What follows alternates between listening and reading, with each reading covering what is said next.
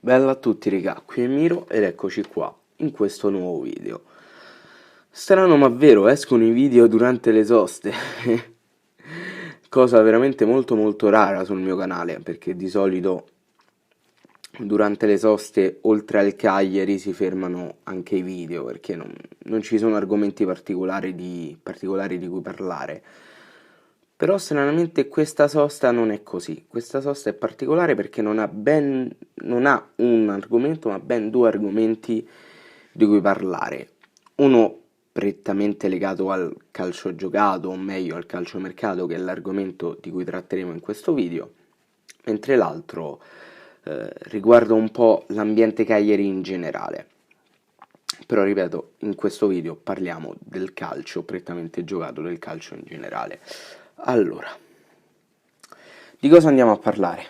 Ovviamente l'avete già visto dalla copertina e dal titolo, però queste domande vanno sempre fatte nei video.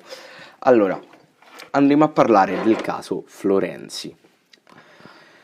Per chi non lo sapesse, negli ultimi giorni sta ricorrendo una voce che vede sempre di più un Florenzi effettivamente accantonato dalla AS Roma, perché è stato messo ai margini del progetto. Se non mi sbaglio sono 6 partite consecutive che non viene schierato, cioè che non fa nemmeno 30 secondi sul campo. Non so se sia effettivamente così, ho sentito dire. E pare che ci sia la volontà del giocatore di abbandonare Roma, già a gennaio tra l'altro. E si sono fatti dei nomi per quanto riguarda un possibile approdo di Florenzi in una squadra ovviamente che non sia la Roma già a gennaio, ed è spuntato il nome del Cagliari. È spuntato anche qualche altro nome di qualche altra società. Adesso mi ricordo la Sampdoria perché mi ha detta mia cugina, ho letto anche l'articolo su OneFootball, ma non mi ricordo più un cazzo, ho la memoria di un non so che cosa. E vabbè, comunque, Florenzi, comunque il Cagliari è interessato alle prestazioni di Alessandro Florenzi.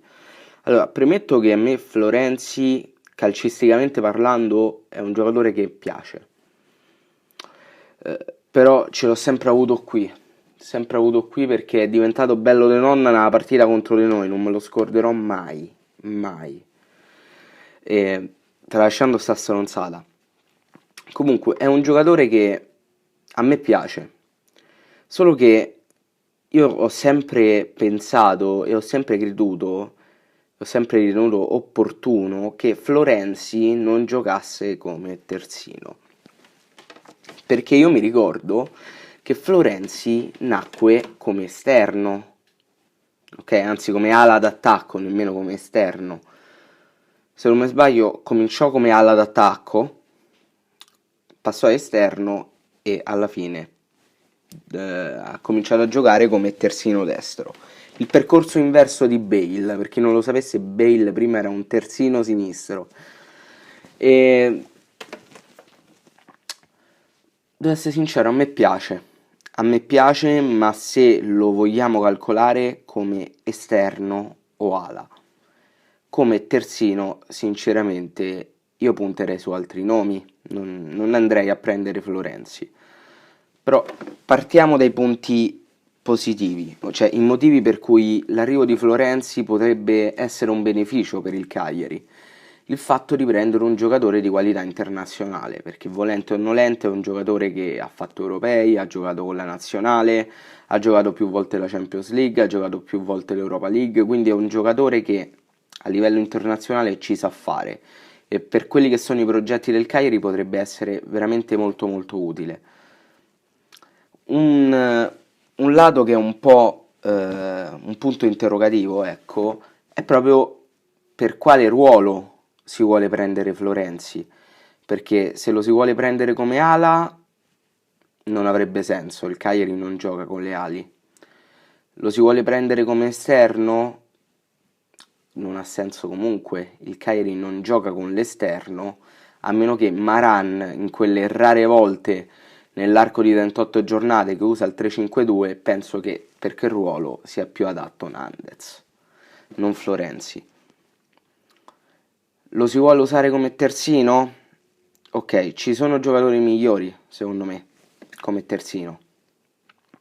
Però, comunque, non è che stiamo a parlare di frutta e verdura, stiamo a parlare di comunque un buon giocatore. Però bisogna anche calcolare che noi a destra abbiamo Cacciatore, Pinna e Mattiello. Abbiamo 3 giocatori, levando questo che secondo me non deve più giocare, sono 2, Pinna e Mattiello. Pinna e Mattiello, Pinna ha giocato 1 o 2 partite se non mi sbaglio, ufficiali. Mattiello ha giocato gli ultimi scampoli proprio con la partita contro la Roma. Io sinceramente punterei di più su Pinna, innanzitutto perché è un prodotto del vivaio, ma soprattutto perché è promettente, cioè perlomeno per quello che ha dimostrato fino ad ora sul campo, diciamo che per quello che ne posso capire io, le potenzialità secondo me le ha dimostrate. Mattiello invece è un caso strano, perché Mattiello di ruolo, se non mi sbaglio, è un terzino o destro o sinistro, fatto sta che può fare tutti e 2 i ruoli. Abbiamo pagato praticamente $500.000 per il prestito e 3 milioni per il riscatto. Fatto sta che stiamo pagando €500.000 per nulla, perché non sta giocando, senza contare che poi, non me lo sono dimenticato ovviamente, secondo me Maran continuerà a preferire Faragò come terzino destro, continuando ad adattare un giocatore che non può giocare terzino destro, perché dimenticatevi il gol contro la SPAL. Quella è stata, sono contento per lui, tutto bello, tutto figo e tutto quanto, però è stato un excursus, è stato proprio una cosa contata e lì è morta. Contro il Bologna ha sofferto tantissimo anche Pellegrini, ci mancherebbe, però in alcune partite si vedono le lacune di Faragò nel giocare da terzino destro, perché si vede che non è il suo ruolo. Faragò è una mezzala, è un esterno, non può fare il terzino. Per questo io dico che secondo me sarebbe meglio puntare su Pinna. Fatto sta che comunque se il Cagliari volesse puntare su Florenzi nel ruolo di terzino destro, non sarebbe comunque una cosa sbagliata, perché vai a prendere un signor giocatore che ti porta esperienza e ti porta qualità. Però sinceramente penso che l'arrivo di Florenzi sia veramente molto molto difficile. Perché? Perché per un giocatore romano e romanista è molto difficile andare via da Roma. Ci sono stati dei casi, ovviamente. Il primo che mi viene in mente è Rossi, poi non ce ne ho altri in mente. Fatto sta che ovviamente non vale questa cosa per tutti. Però Florenzi è un caso a parte. Ovviamente tutti potranno ricordare il periodo che era 2 o 3 annetti fa, che ci fu Florenzi 30 denari, che non voleva firmare il rinnovo perché voleva non si sa quanti milioni di stipendio, poi alla fine ha patteggiato e ha rinnovato con la Roma. Però sostanzialmente è difficile portare via un giocatore così da Roma, perché secondo me potrà essere messo ai limiti del progetto dall'allenatore quanto vuole, ma rimarrà comunque a Roma, se messo alle strette soltanto dall'allenatore, perché tanto può passare un anno, può passare 2 anni, gli allenatori cambiano, e lui sto sacrificio secondo me per la Roma lo fa proprio a occhi chiusi. Un conto è se viene messo alle strette dalla società, vedi De Rossi, vedi Totti, ok? Lì in quel caso sei, gioco forza, costretto ad abbandonare la società che ami e la squadra per cui tifi soprattutto, che non è per niente una cosa da sottovalutare. Però è pur vero che potrebbe comunque accadere che lui effettivamente voglia andare via da Roma. Detto questo, qual è il problema principale? Ovviamente l'ho nominato prima, lo stipendio. Allora, io adesso non so precisamente quanto guadagni Florenzi alla Roma.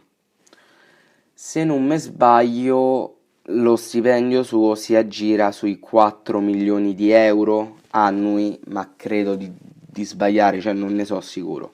Comunque, un botto. Le opzioni sono due.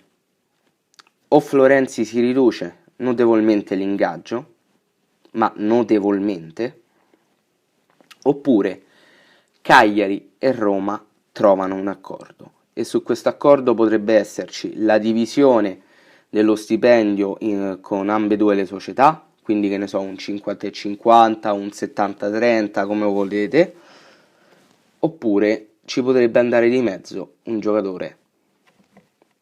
Il primo che mi viene in mente è Cragno, Olsen, una trattativa che va più a favore di una società che dell'altra, secondo me.